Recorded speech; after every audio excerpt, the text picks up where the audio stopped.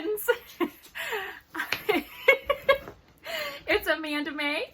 This is my channel, Ardith Design, where we celebrate all things counted cross stitch, sustainable stitching, crafting with kids, and making all the things.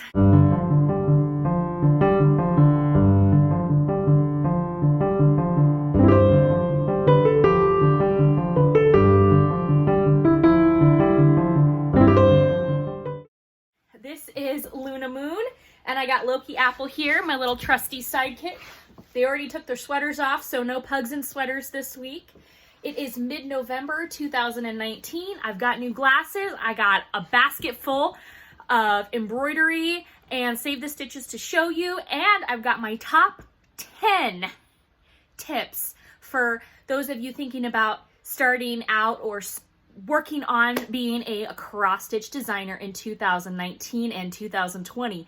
2020 is right around the corner, and if you are into making New Year's resolutions or thinking about what you're doing next year with your art and your hobby, well, here's 10 tips to help you. So let's get started.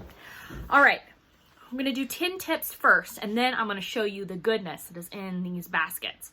Okay, I love the 10 tips that Teresa Vanette, Kitten Stitcher, did on being a cross-stitch designer. And I'd like to add on to that from the vantage point of, I am a new designer. And so I see things from a different or a nuanced lens than someone who has been designing for the last several years. So my first thing is just get started. And I know that sounds cliche, but you can pick up graph paper, you can get loose sheets, you can pick up graph paper notebooks. I developed one. You can get inexpensive software if you have a computer or access to a computer.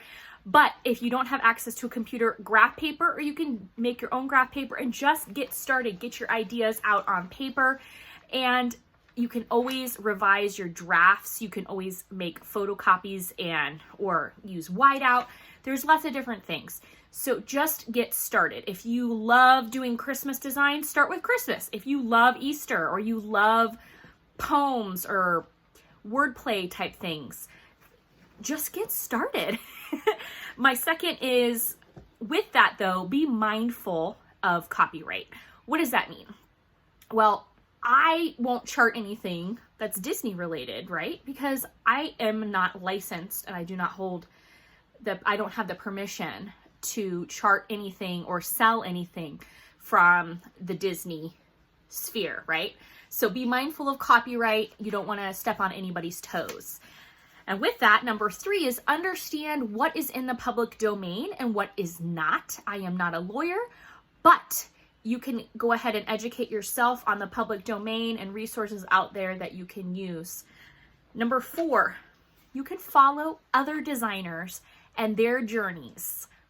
For example, I love Kathy Haberman's work. She is the hands-on designer. I love Teresa Vanette.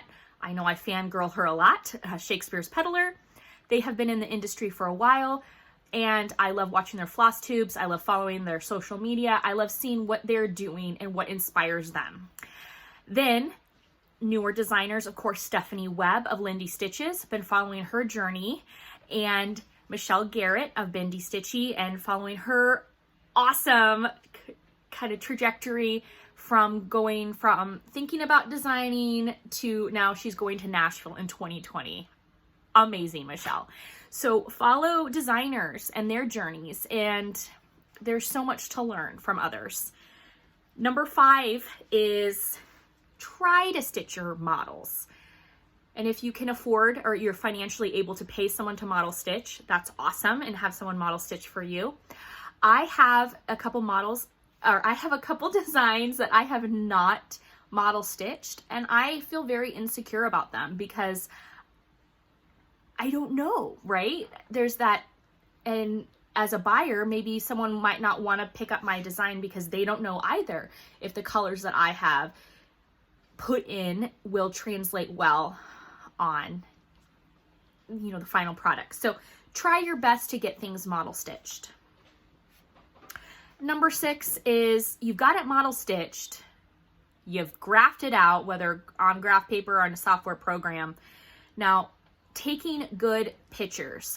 I think the number one thing I hear on Flosstube is someone will hold up the pattern and go, you know, this picture doesn't do it justice. Or I'm so happy I saw the model at my LNS because the photo from the pattern doesn't do it justice. So taking good photos right now in the age of social media, having a great photo on Instagram is worth, when a picture is worth 1,000 words. So just be mindful of that. My 7 is ask for help. The worst that could happen is someone says no, or I'm too busy, or doesn't respond to email. That's right. I mean, that's the worst that can happen. Number 8, be mindful of limited edition versus permanent colors, fabrics, that type of thing. I have fallen down, I think this is my biggest shortcoming as a designer. I have to remember that my pretty limited edition threads and floss is for my own personal stitching and not for designing. Why? Well, if I design with everything that's limited edition, there's chances that you won't be able to get those fibers and threads, and that the DMC conversion will not translate 100%. So if you are designing, be mindful of the fabric choices you make and the floss choices that you make. And if you absolutely are only using small batch dyeing or limited edition stuff, of course, take great photos and do your very best to insert a DMC color conversion for the colors, because not everyone around the world has access to those threads. And DMC is kind of the go-to in colors. Number 9, think about your selling platform and where you would like to sell your designs, if at all. You can design and chart and do everything for your own personal, non-commercial use, of course. But if you do want to sell, be mindful that in the age of the internet, and think about it, I have charts from the 90s that are all hand charted because software programs and the ubiquity of the internet and high, dial up and buffering, all that stuff wasn't there. So think about, do you want to have your patterns available as PDF digital downloads? Do you want to just sell paper copies of your chart? And if you're just selling paper, are you doing that on your own website, on Etsy, on a platform, a creator platform like I use Gumroad to sell? And there's also eBay. There's a lot of different ways that you can sell your charts. So number 10 would be, you want to find a distributor, and you want to go that route and sell, not have a online presence where you're selling your charts to stitchers directly, but you want to just send everything to a distributor and have them work for you. So those are the 10 things to think about that I've had to think about and be mindful as a new designer. I hope that helps you. We're at 8 minutes, so let's talk about Save the Stitches. I have some really cool stuff to show you. I was gifted a tremendous gift of goodies, and these are 2 pictures that I got.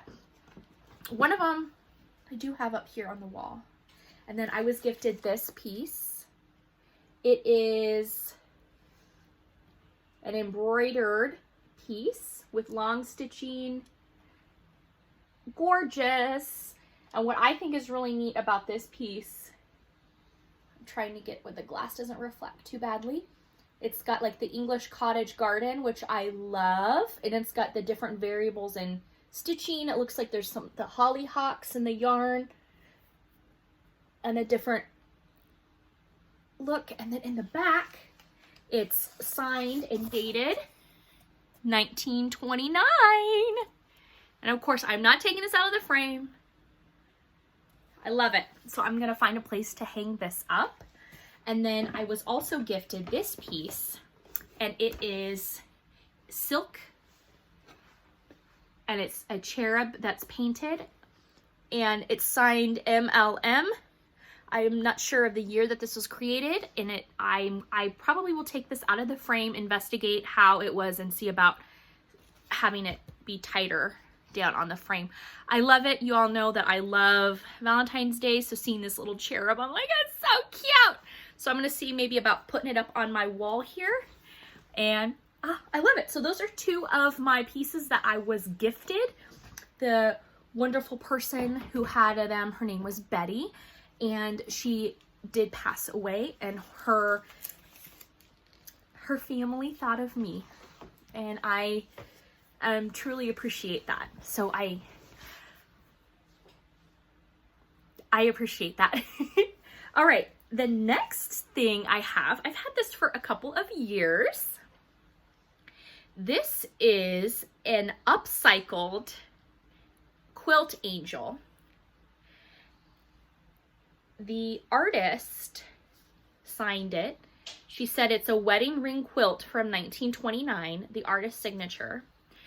And I got this at a yard sale in antique shops. I love it. So basically, it's Cajun Angel is what it's called. And it says, my dress is made from an antique quilt found in Bayou country. And what I love about this is that it is an African-American angel and a piece of a Louisiana quilt. I absolutely love this. So this came out for my holiday Christmas decor, and I just love it. Gotta be careful with her. The next piece I got, I thought this was so fun. And this is just for the love of textiles and not necessarily embroidery, quilting, or cross stitch. You could come up. You can come up. I got pugs hopping up and down. Look at this head. It's, you know, you get your hair done and you've got your hair up in rollers or in the coif and you don't want anything bad, or you're about to get in your convertible. Don't want your hair to blow away.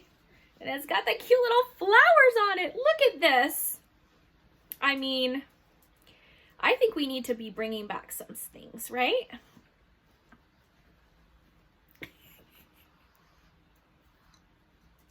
I don't think I'm wearing that correctly. Anyway, I loved it. I had to have it. I had never seen one with flowers actually attached, so I had to get it. The next thing I got was one of the Japanese embroidered balls, and I've never seen these out and about. I've only ever seen these on Pinterest. So I have one now in real life, and I love it. I love it, I love it, I love it. It's got like the gold cording and all the really pretty colors. I'm not really sure how to display it. If I put it in my dough bowl or my dough bathtub, but I think it's gorgeous. They show it displayed here. Oh, silly me. It helps if I see that this is, it sits on this beautiful pillow.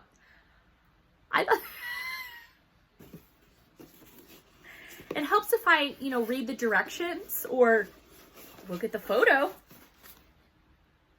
Isn't that neat? I love it. I love it. Okay. The next thing I got is a 1970s vintage dress. And I picked this up. Sadly, it does not fit me because I'm a bigger lady, and that's okay. But I got this 1970s dress, and you're probably thinking, oh, Amanda Mae, it's green and it's polyester. Show me something new. Okay. Well, look at this beautiful back to the skirt here, to the dress, is this embroidered crowel embroidery with the specialty stitches. I love it. I love this motif so much. I think it's so gorgeous. I picked up this dress. It does have significant staining on the back, but I was thinking maybe if you went embroidered, you could like carry the motif around the back and add it and add more motifs to save the dress. Just a thought. I don't know. I love it. Wouldn't it be great if it actually fit? Say lovey. The next thing I got was this fun little bag. I am always looking in the little bag sections at thrift stores, like makeup cases or the travel bag area, to see if there's anything fun. I found this, and it's got some fun little stitches. It looks, it's got an inside polyester, but it doesn't have a tag. So I'm not sure if this is factory made or what, but it is stitched on a 14 count red Aida. And it looks like they're using all 6 strands of pearl, no, it looks like pearl cotton, excuse me, in the bright colors. And I think it's really lovely. So I picked this up, scissor case, something. Then I got this dresser scarf. And if you've been following my channel for any length of time, you know I'm a sucker for a good dresser scarf. A lot of these were kit pieces or iron-on transfer pieces. And then it's got the really pretty edging. I just love these. I never met a dresser scarf I didn't like.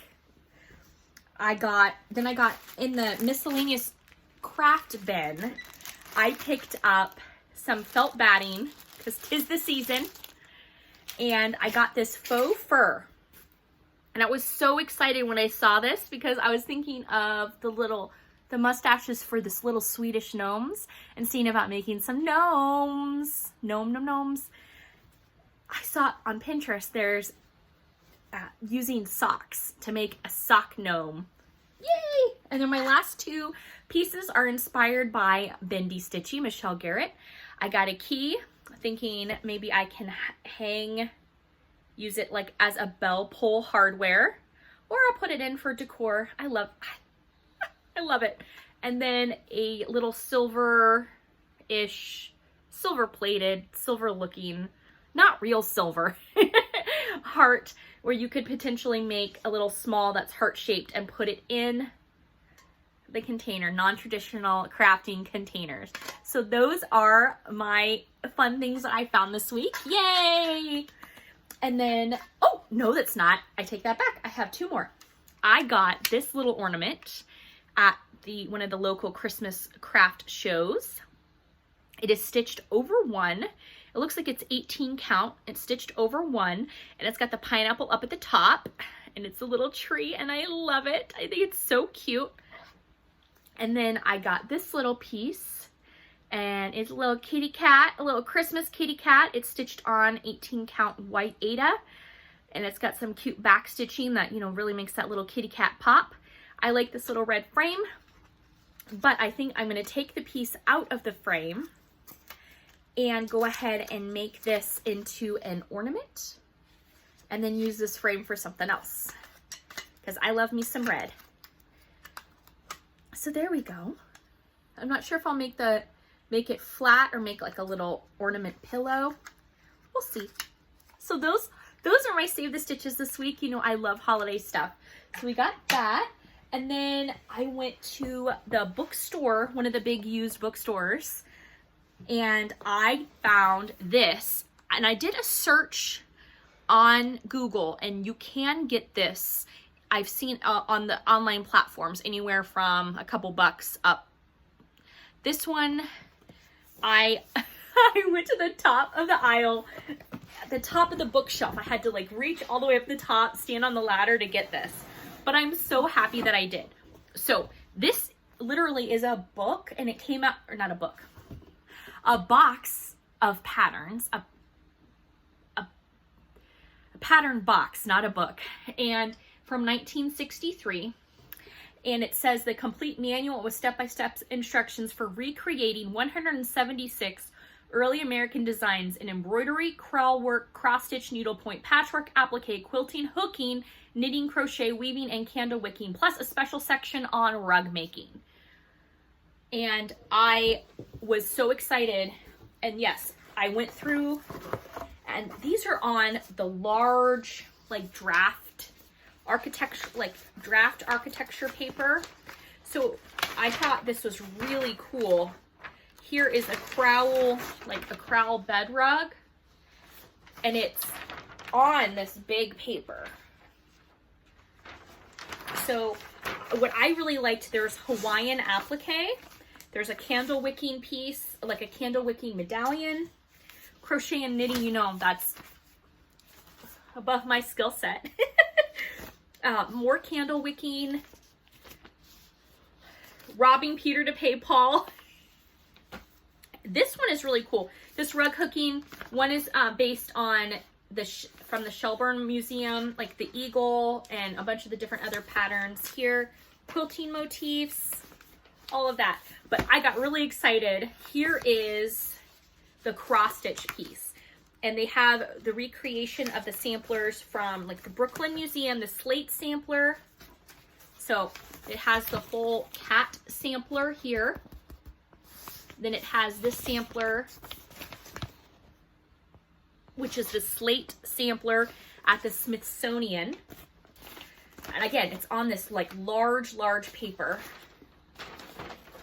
So I'm trying not to show you the pattern itself. Then it also has this house sampler, which I think is so awesome. This one is the brick house sampler from the National Gallery of Art and its Index of American Design. So that's in the Smithsonian. And the flower sampler here. Isn't that neat? So I was really excited to find this. The cat sampler, oh my gosh, it's I'm gonna hold it upside down and far away, but here's a cat sampler. I love it. I kind of wonder how much it would cost to get something printed on this large paper. I think I've heard it like $8 for just a single sheet of paper. So wow, wow, wow. They also have the pattern stuff for needlepoint, which you know you can translate into cross stitch, and embroidery, some just really cool stuff.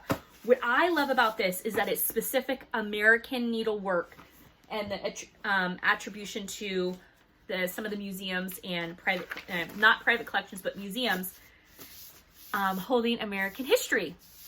Again, this I got used. These are out and about. It's heavy. I want to say it's like maybe 2.5 pounds. And I am super excited about it. The pineapple applique quilt, the Hawaiian pineapple applique quilt is the one that I would really like to do. And of course the cat sampler, all the things, right? Awesome. Well, I am so happy that you came to spend time with me this week. I am extending the giveaway for one more week, and that's use the word sweater and earth creatively in a sentence back on Flosstube 68 for a chance to win the Waste Canvas Santa sweater kit and my pattern, Destination North Pole Earth. I want to thank all of you for joining me this week. I hope that you have a beautiful week of stitching. And I just want you to know that you matter, your stitching matters, and don't ever be afraid to ask for help. Happy stitching, and I'll see you next week.